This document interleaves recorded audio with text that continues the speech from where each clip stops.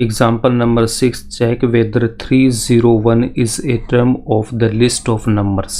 तो हम यहाँ पे क्या मान के चलेंगे, ये जो 301 है ये हमारा क्या हो जाएगा, nth टर्म है। 301 को यहाँ पे हम क्या लेंगे, nth टर्म लेंगे। और nth टर्म में यहाँ पे देखो a n का फॉर्मूला क्या होता है, a plus n minus 1d। और इस nth टर्म को हमने यहाँ पे क्या ले रखा, 301। तो यहाँ से कितना हो जाएगा, a plus n minus 1d।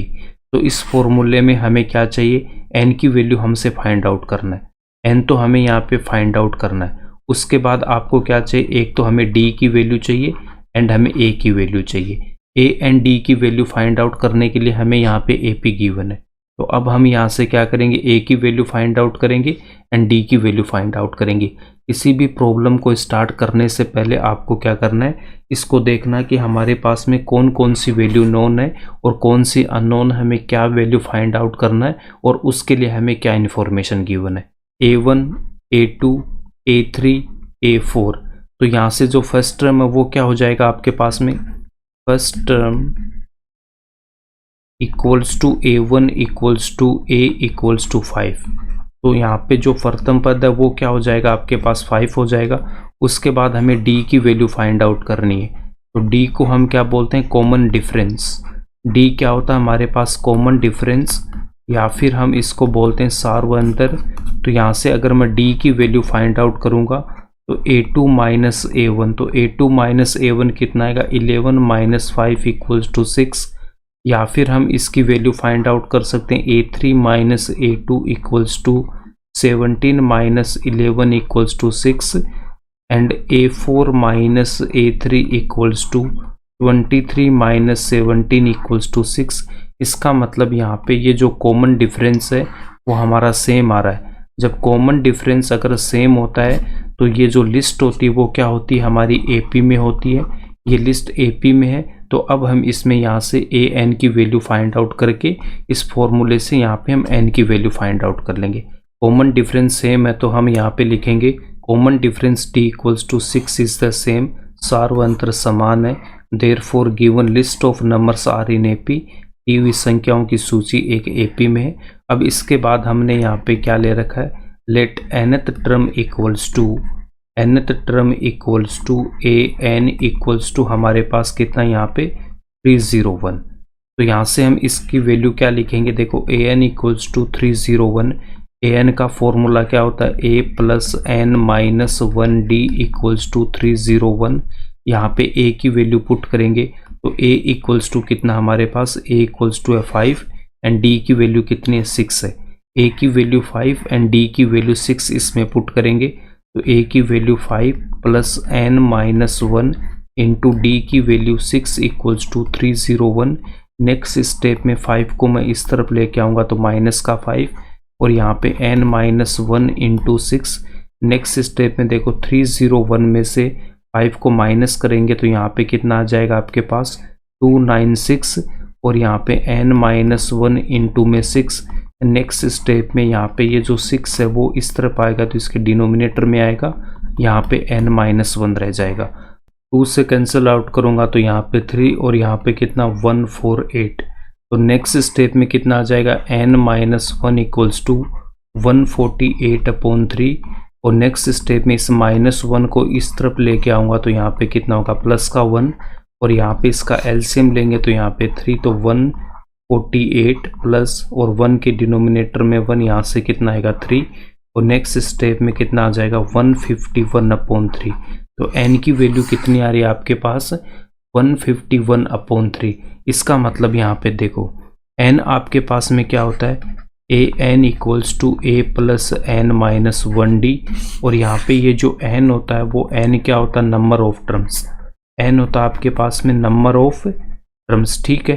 तो नंबर ऑफ टर्म्स की अगर मैं बात करता हूँ पदों की संख्या, पदों की संख्या, तो जो AP हमारे पास में होती है, AP हमारे पास होती है a plus d, a plus 2d, a plus का 3d एंड सो ऑन।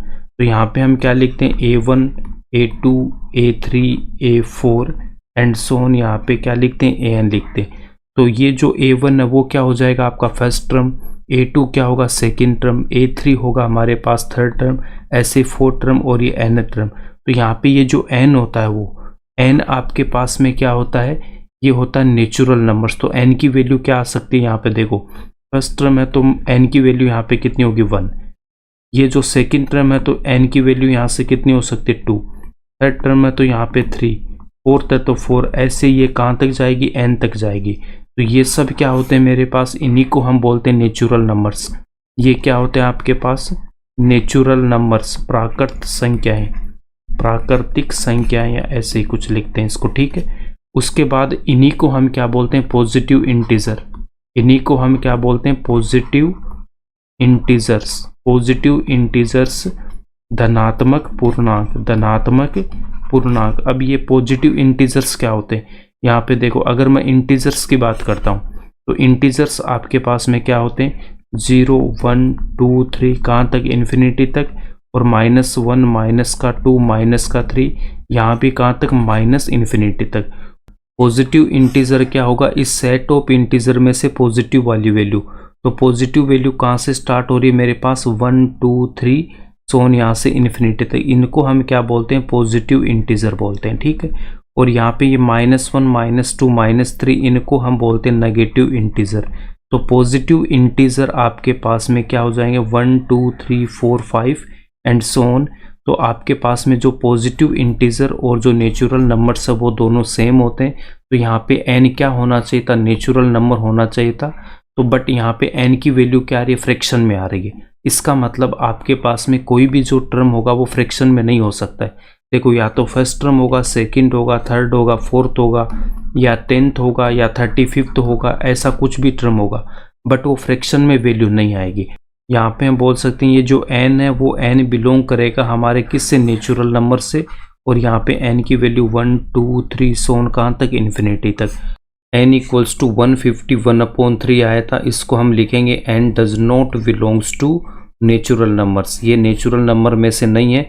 तो हम यहाँ पे लिखेंगे here n is not a natural number, n एक प्राकृतिक संख्या नहीं है। So 301 is not a term of the given AP, इसलिए 301 दी गई AP का एक पद नहीं है और ये इसका आंसर हो जाएगा। Example number 7, how many 2 digit numbers are divisible by 3, 2 अंकों वाली कितनी संख्याएं 3 से विभाज्य होगी। इसको हम कैसे सोल्व करेंगे, गिवन क्या हमारे पास में 2 डिजिट नंबर्स जो 3 से डिविजिबल होंगे, और हमें फाइंड आउट क्या करना है, हाउ मेनी नंबर्स, ठीक है। तो हाउ मेनी नंबर्स का मतलब आपको क्या फाइंड आउट करना है, यहाँ पे n की वैल्यू हमें फाइंड आउट करनी है। तो यहाँ पे कौन सा फॉर्मूला यूज होगा, फॉर्मूला यूज होगा an equals to a plus n minus 1d। तो इस फॉर्मूले में हमें क्या करना है, n की वैल्यू फाइंड आउट करनी है, n की वैल्यू फाइंड आउट करनी है। और हमें रिक्वायरमेंट क्या क्या है, हमें an की वैल्यू चाहिए, an की वैल्यू चाहिए, उसके बाद में क्या चाहिए आपके पास में, उसके बाद मुझे a की वैल्यू भी चाहिए एंड यहाँ पे d की वैल्यू चाहिए। तो आपको ये 3 वैल्यू की रिक्वायरमेंट है। तो यहाँ पे गिवन क्या है कि 2 डिजिट नंबर्स है जो डिविजिबल बाई 3 है। तो यहाँ से देखो जो 2 डिजिट नंबर है, 2 डिजिट नंबर कहाँ से स्टार्ट होता है, यहाँ से देखो 10 11 12 13 14 15 सोन, ऐसे ये चलते जाएंगे। तो 3 से डिविजिबल हमें बोला गया है। तो यहाँ पे देखो 10 क्या 3 से डिविजिबल है क्या, नहीं। 11 है क्या, नहीं। 12 यस ये 3 से डिविजिबल है। 13 भी नहीं है, 14 नहीं है, 15 यस। तो यहाँ से हमें एक सीरीज बनाना है कि जैसे फर्स्ट नंबर हमारे पास क्या आ जाएगा 12, नेक्स्ट हमारे पास क्या आएगा 15, 12 में 3 ऐड करेंगे तो यहाँ पे कितना आएगा 15 आएगा। सेम हम 15 में 3 ऐड करेंगे तो यहाँ से कितना आ जाएगा आपके पास में 18, और इसके बाद अगर आप 18 में 3 ऐड करोगे तो यहाँ से कितना आ जाएगा आपके पास 21। ऐसे ये सीरीज आपकी चलती रहेगी। अब 2 डिजिट में जो लास्ट नंबर है वो क्या आएगा आपके पास में, लास्ट नंबर आएगा 99। 99 क्या 3 से डिविजिबल है क्या, तो इसको हम 3 से डिवाइड करेंगे। तो यहाँ से देखो 3 से डिवाइड करूँगा तो यहाँ पे कितना आएगा 33 आएगा। तो यस ये जो 99 है वो आपका 3 से क्या डिविजिबल है। तो यहाँ पे जो लास्ट टर्म है वो क्या आ जाएगा आपके पास 99 आएगा। देखो 2 डिजिट में जो लास्ट डिजिट है वो क्या होगा 99 होगा। जैसे ही आपने यहाँ पे 100 लिया तो यहाँ पे आपके डिजिट कितने हो जाएंगे 3 डिजिट हो जाएंगे, ये हो जाएंगे 3 डिजिट। तो जो 99 है वो आपका क्या होगा, लास्ट नंबर होगा 2 डिजिट का, इसीलिए हमने यहाँ पे जो लास्ट डिजिट है वो क्या ले रखा है, 99 ले रखा है। तो ये जो 99 है वो क्या 3 से डिविजिबल है, तो यहाँ पे हमने 99 यहाँ रख दिया। अब यहाँ पे हम क्या लिखेंगे, इसको मैं लिखूंगा A1 A2 A3 A4, और ये जो 99 है वो फर्स्ट टर्म हमारे पास में A1 equals to A equals to यहाँ पे कितना 12, और यहाँ पे AN की वैल्यू कितनी है आपके पास में, यहाँ पे 99, तो AN की वैल्यू भी हमारे पास आ गई कितनी 99। अब हमें यहाँ पे D की वैल्यू फाइंड आउट करना है, तो D की वैल्यू यहाँ से क्या हो जाएगी आपके पास में A2 minus A1, A2 minus A1 15 minus 12 equals to 3, तो हमारे पास यहाँ D की वैल्यू भी आ गई। अब इस फॉर्मूले में पुट करेंगे AN equals to A plus N minus 1D, इस फॉर्मूले में हम इनकी वैल्यू पुट करेंगे, तो AN की वैल्यू कितनी 99 इक्वल्स टू A की value 12 plus N minus 1 into D की वैल्यू यहाँ पे कितनी है 3 है। नेक्स्ट स्टेप में 99, इस 12 को LHS में लेके आऊँगा तो माइनस का 12, देन N माइनस 1 इंटू में 3, 99 में से 12 को माइनस करेंगे तो यहाँ से कितना आ जाएगा आपके पास 7, और यहाँ पे 87 equals to N minus 1 into 3। Next step में इस 3 को यहाँ पे लेके आऊँगा तो 87 के डिनोमिनेटर में आएगा, यहाँ पे N माइनस 1, और यहाँ पे देखो यहाँ पे तो N रहेगा, और इस माइनस 1 को LHS में लेके जाऊँगा तो यहाँ पे कितना हो जाएगा प्लस का 1 होगा, एलसीएम लेंगे इसका 3, तो 87 प्लस 1 के डिनोमिनेटर में 1, यहाँ पे 3 इक्वल्स टू N, तो यहाँ से कितना आ जाएगा आपके पास 90/3 इक्वल्स टू N।